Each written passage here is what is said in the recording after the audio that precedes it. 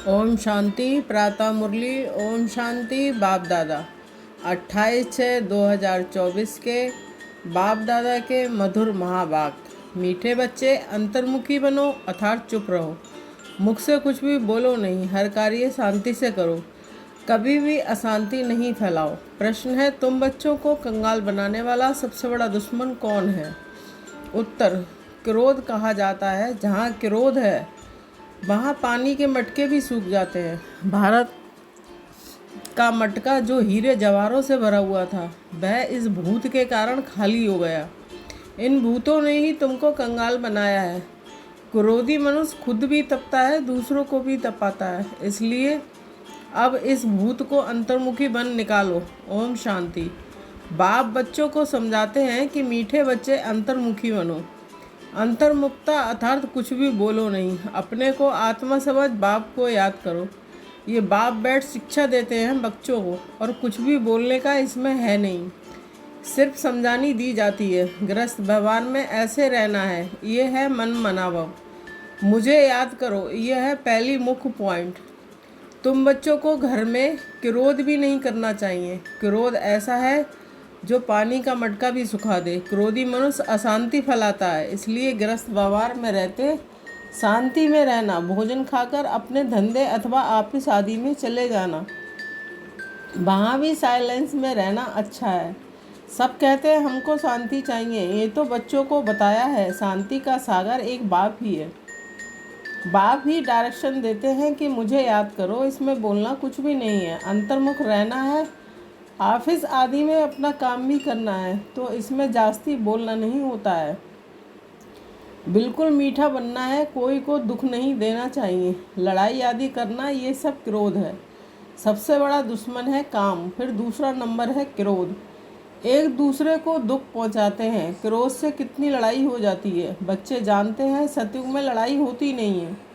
ये है रावण पने की निशानी। क्रोध वाले को भी आसुरी संप्रदाय कहा जाता है। भूत की प्रवेशता है ना, इसमें बोलना कुछ भी नहीं है, क्योंकि उन मनुष्यों को तो ज्ञान है नहीं। वह तो क्रोध करेंगे, क्रोध वाले के साथ क्रोध करने से लड़ाई लग जाती है। बाप समझाते हैं ये बड़ा कड़ा भूत है, उनको युक्ति से भगाना चाहिए। मुख से कड़वे शब्द नहीं निकालना चाहिए, ये बहुत नुकसान कारक है। विनाश भी क्रोध से ही होता है ना। घर घर में जहाँ क्रोध होता है वहाँ अशांति बहुत रहती है। क्रोध किया तो तुम बाप का नाम बदनाम करेंगे। उन भूतों को भगाना, एक बार भगाया तो फिर आधा कल्प के लिए ये भूत होंगे ही नहीं। ये 5 विकार अभी फॉलोअर्स में है। ऐसे समय ही बाप आते हैं जबकि विकार फुल फोर्स में है। ये आंखें बड़ी क्रिमिनल हैं, मुख भी क्रिमिनल है। जोर से बोलने से मनुष्य तप जाता है और घर को भी तपा देते हैं। काम और क्रोध, ये दोनों बड़े दुश्मन हैं। क्रोध वाले याद कर ना सकें, याद करने वाले सदैव शांति में रहेंगे। अपने दिल से पूछना है कि हमारे में भूत तो नहीं है। मोह का भी, लोभ का भी भूत होता है। लोभ का भूत भी कम नहीं, ये सब भूत है, क्योंकि रावण सेना है। बाप बच्चों को याद की यात्रा सिखलाते हैं, परंतु बच्चे इसमें मूंझते बहुत हैं, समझते नहीं है। क्योंकि भक्ति बहुत की है ना। भक्ति है देह अभिमान। आधा कल्प देह अभिमान रहा है। भार मुक्ता होने के कारण अपने को आत्मा समझ नहीं सकते। बाप जोर बहुत लगाते हैं, अपने को आत्मा समझ, बाप को याद करो, परंतु आता ही नहीं है। और सब बातें मानते भी हैं, फिर कह देते हैं याद कैसे करें, कोई चीज़ तो दिखाई नहीं पड़ती है। उनको समझाया जाता है तुम अपने को आत्मा समझते हो, ये भी जानते हो कि ये बेहद का बाप है। मुख से सिर्फ बोलना नहीं है, अंदर में जानते हो ना मैं आत्मा हूँ। मनुष्य शांति मांगते हैं, शांति का सागर वह परमात्मा ही है।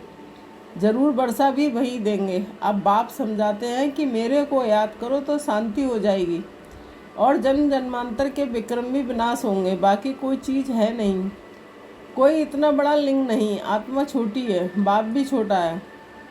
याद तो सभी करते हैं कि हे भगवान, हे गॉड, हे कौन। कौन कहता है? आत्मा कहती है। अपने बाप को याद करते हैं तो बाप बच्चों को कहते हैं मन मनावो। मीठे मीठे बच्चों, अंतर्मुख होकर रहो। ये जो कुछ देखते हो वह ख़त्म हो जाना है। बाकी आत्मा शांति में रहती है। आत्मा को शांति धाम ही जाना है। जब तक आत्मा पवित्र नहीं बनी है तब तक शांति धाम जा नहीं सकती।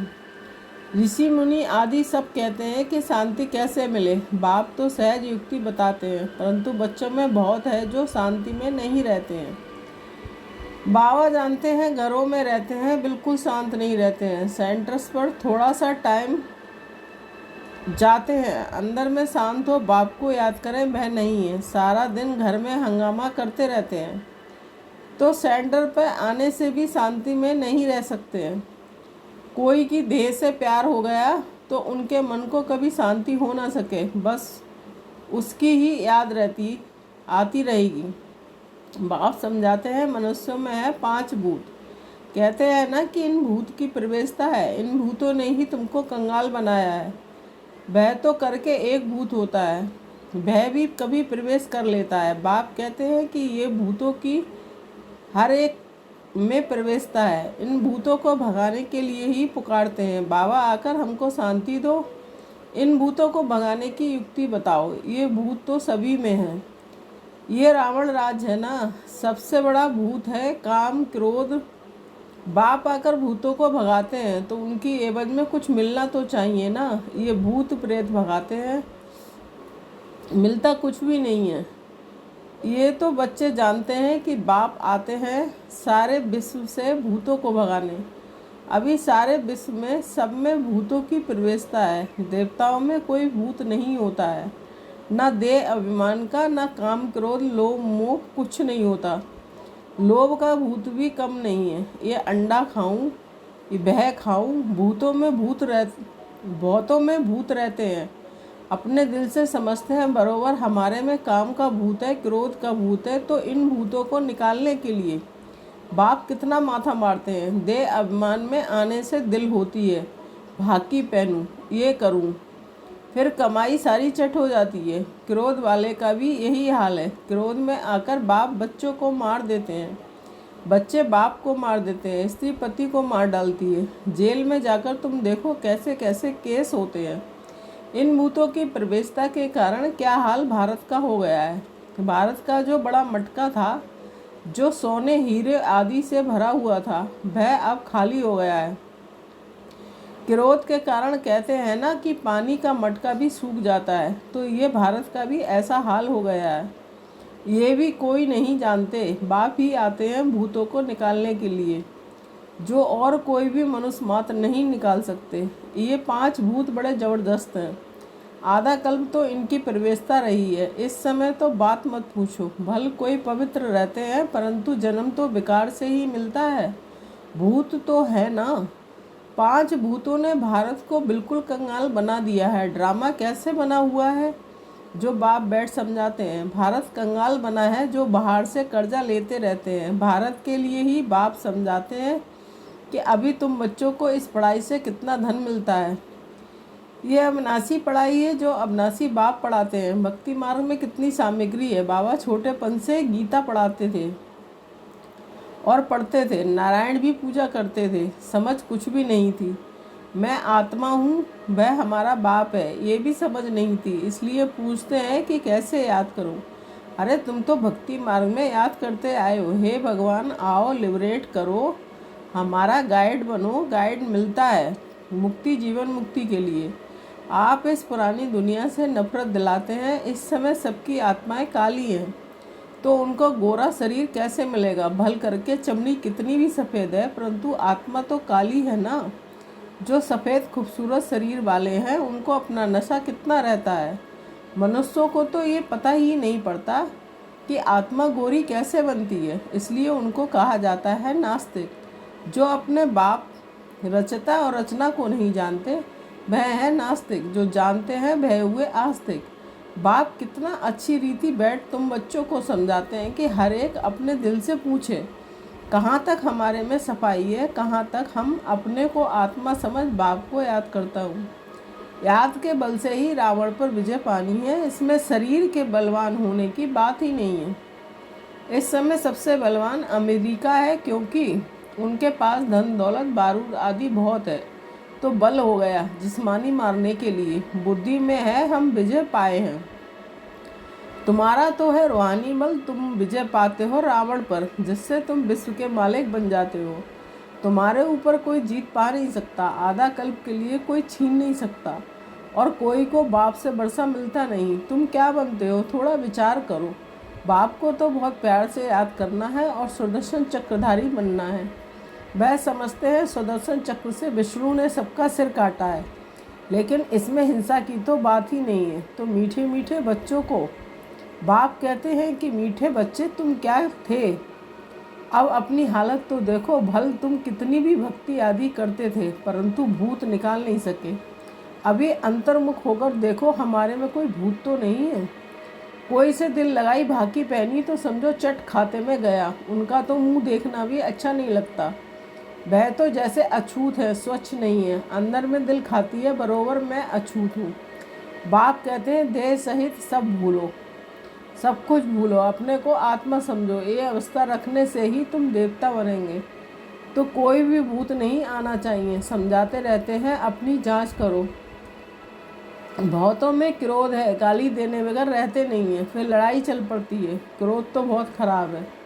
भूतों को भगाकर एकदम क्लियर होना है। शरीर याद भी ना आए तब ऊंच पद पा सकते हैं। इसलिए 8 रत्न गाए जाते हैं। तुमको ज्ञान रत्न मिलते हैं रत्न बनने के लिए। कहते हैं भारत में 33 करोड़ देवताएं थे, परंतु उनमें भी 8 रत्न पास विद ऑनर होंगे। उनको ही प्राइज मिलेगी, जैसे स्कॉलरशिप मिलती है ना। तुम जानते हो मंजिल बहुत भारी है, चलते चलते गिर पड़ते हैं। भूत की प्रवेशता हो जाती है, वहाँ बेकार होता ही नहीं है। तुम बच्चों की बुद्धि में सारे ड्रामा का चक्र फिरना चाहिए। तुम जानते हो कि 5000 वर्ष में कितने मास, कितने घंटे, कितने सेकंड होते हैं।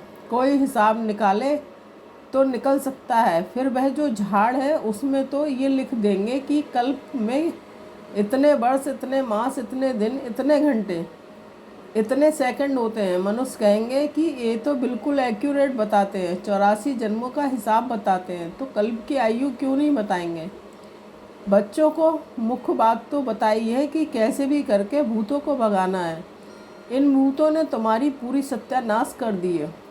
जब मनुष्य मात्र में भूत जरूर हैं ही, भ्रष्टाचार की पैदाइश है, वहाँ भ्रष्टाचार होता नहीं है। रावण ही नहीं, रावण को भी कोई समझते नहीं है। तुम रावण पर जीत पाते हो, फिर रावण होगा ही नहीं। अभी पुरुषार्थ करो। बाप आए हैं तो बाप का वर्षा जरूर मिलना चाहिए।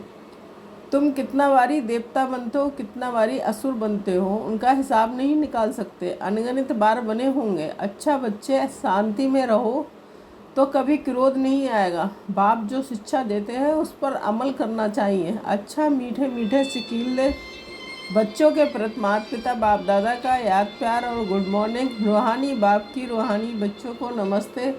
हम रूहानी बच्चों की रूहानी माता पिता बाप दादा को याद प्यार गुड मॉर्निंग, नमस्ते नमस्ते, शुक्रिया बाबा शुक्रिया।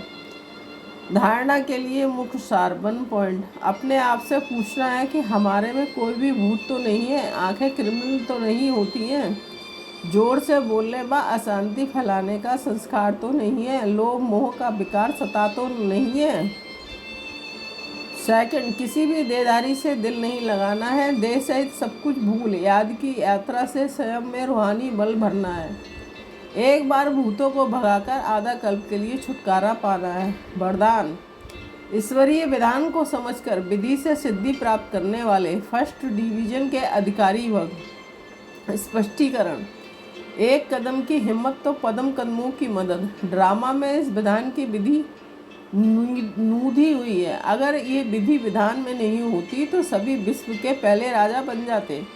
नंबरवार बनने का विधान इस विधि के कारण ही बनता है। जो जितना चाहे हिम्मत रखो और मदद लो, चाहे सरेंडर हो चाहे प्रवृत्ति वाले हो, अधिकार समान है, लेकिन विधि से सिद्धि है।